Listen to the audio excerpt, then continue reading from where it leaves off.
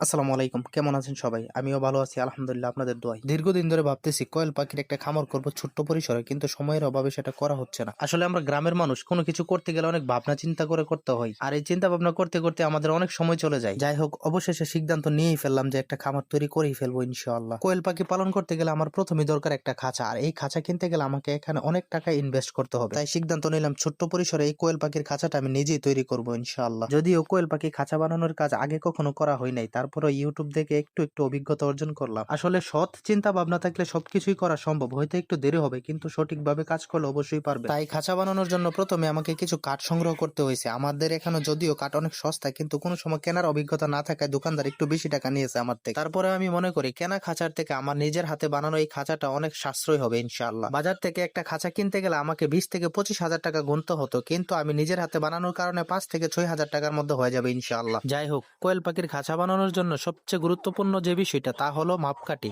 তাই আমি প্রথমেই কাঠগুলোকে সঠিকভাবে মেপে কেটে কেটে টুকরো করে নিলাম। আমি এখানে 500 কোয়েল পাখির খাঁচা বানাবো, যার কারণে আমাকে উঁচু দিতে হয়েছে 6 ফিট এবং লম্বায় দিতে হয়েছে 6 ফিট। বিশেষ করে ভেতরে আমি 3 ফিট চওড়া দিয়েছি, অর্থাৎ পাখি যেই জায়গায় থাকবে সেই জায়গাটা হলো 3 ফিট। আর সেই পরিসরে কাঠগুলো আমি কেটে নিলাম। আর এখানে খাঁচা বানাইতে আমার 50 থেকে 60টা কাঠ লাগবে। সকাল থেকেই খাঁচা বানানোর কাজ শুরু করে দিয়েছি, আর এই নাপ গোছ কাটাকাটি করতে করতে আমার বেলা 11টা বেজে যায়। আগে কখনো এইসব কাজ না করার অভিজ্ঞতা থাকায় আমাকে এই কাটাকাটি মাপামাপি করতে করতে অনেক সময় পার করে দিতে হয়েছে। যদিও আমি এই কাজগুলো একা করি নাই, আমার ছোট ভাইটাকে সাথে নিয়ে এই কাজগুলো করেছি। তারপরে দুইজনে কাজগুলো করতেও আমাদের অনেক কষ্ট হয়েছে। অবশেষে আমরা এই খাঁচার 2টা ফ্রেম বানিয়ে ফেললাম, আর এই ফ্রেম গুলো হলো খাঁচার মূল খুঁটি। তারপরে 2টা ফ্রেম দাঁড় করিয়ে দুই দিক থেকে আমরা একের পর এক কাঠগুলো মারতে শুরু করলাম। আর এই কাঠগুলো আমরা সকালে কেটে মেপে রেখেছিলাম, যার কারণে একের পর এক মেরে আমরা ফ্রেমটাকে খাঁচাতে পরিণত করে নিলাম আলহামদুলিল্লাহ। আমাদের খাঁচার কাজ প্রায় অনেকটাই শেষ। এখন আমাদেরকে নেট কিনে আনতে হবে, যার কারণে আমি নবীনগর চলে গেলাম। তিতাস নদীর পাড়েই আমাদের বাড়ি, যার কারণে ঘর থেকে বের হলে আমাদেরকে নৌকা দিয়ে চলাচল করতে হয়। যদিও নৌকা দিয়ে চলাচল করতে বেশি একটা খারাপ লাগে না, তারপরে সময় স্বল্পতার কারণে অনেক সময় বোরিং লাগে। অবশেষে নবীনগর এসে পৌঁছালাম আলহামদুলিল্লাহ। পকেটে ক্যাশ না থাকার কারণে এটিএম বুথ থেকে কিছু টাকা উঠিয়ে নিলাম। টাকা উঠাতে গিয়ে পড়লাম আরেক ঝামেলায়। খেয়াল করে দেখলাম ভিসা কার্ড বাঁকা হয়ে গেছে, যার কারণে বুথ থেকে টাকা দিচ্ছে না। যাই হোক, অবশেষে অনেক চেষ্টার পরে টাকা উঠাতে সক্ষম হলাম। তারপরে সরাসরি চলে গেলাম আমি নেটের দোকানে। আমাদের এখানে নেটের প্রচুর দাম, আর আমার এই 500 কোয়েল পাখির খাঁচার জন্য আমার 20 ফিট বাই 30 ফিট নেট লাগবে, আর প্রতি ফিট নেট 50 থেকে 52 টাকা করে ধরা হয়। আমি রিকোয়েস্ট করার কারণে আমার থেকে 48 টাকা করে রাখা হয়েছে। যাই হোক, নেট কেনার পরে আমি চলে আসলাম আমার ছোট ভাইয়ের দোকানে। আসলে বাজারে প্রচুর গ্যাঞ্জাম এবং প্রচুর গরম ছিল, যার কারণে আমি এখানে এসে একটা লেবুর শরবত খেয়ে নিলাম। খাঁচা বানানোর কাজটা যদিও পরিপূর্ণভাবে আজকে সম্পূর্ণ শেষ করতে পারবো না, তারপরও প্রয়োজনীয় জিনিসপত্র কিনে নিলাম, যার কারণে পরের দিন আবার বাজারে না আসতে হবে। তবে সম্পূর্ণ খাঁচা বানানোর ভিডিওটা আমি পরের ভিডিওতে দিব ইনশাল্লাহ। সেই পর্যন্ত সবাই ভালো থাকবেন, সুস্থ থাকবেন। আসসালামু আলাইকুম।